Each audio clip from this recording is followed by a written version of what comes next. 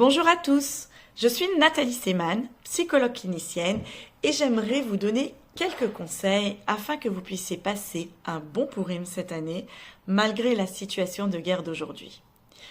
Alors, en priorité, vous allez parler à vos enfants. Vous allez leur expliquer comment va se passer Pourim cette année.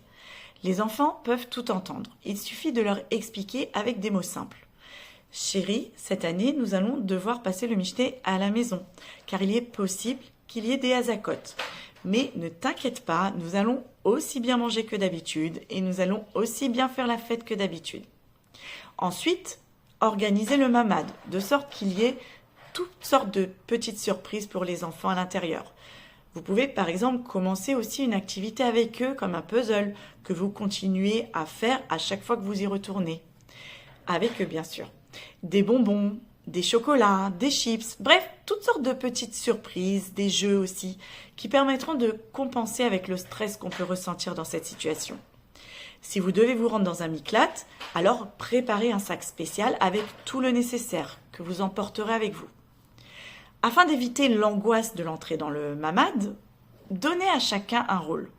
Toi, tu fermes la fenêtre, toi, tu n'oublies pas ton doudou, toi, tu surveilles ta petite sœur. L'important, c'est que personne ne se sente impuissant et tout le monde a un rôle à jouer. Il est aussi très important de faire parler les enfants. Comment tu te sens? Qu'est-ce qui te fait peur? Et si l'enfant refuse de parler, passez par le dessin. Dessine-moi la famille quand on est dans le mamad, par exemple.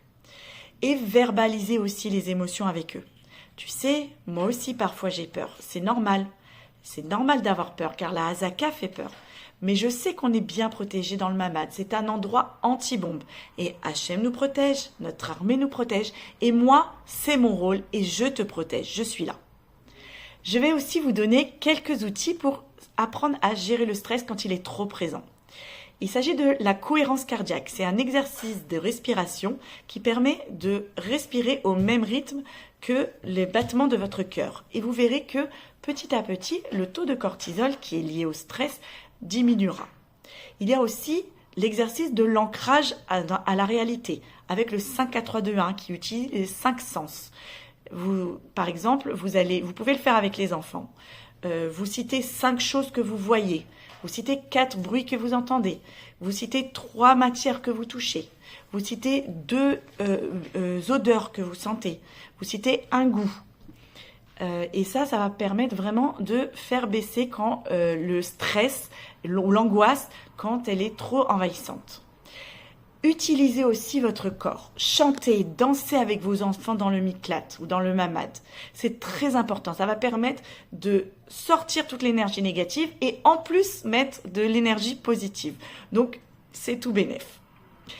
Et alors, très important, gardez en tête que si vous respectez les règles du Homefront Commandment, ou du Pigud HaOrev, alors vous vous protégez, vous et votre famille, dans 99% des cas.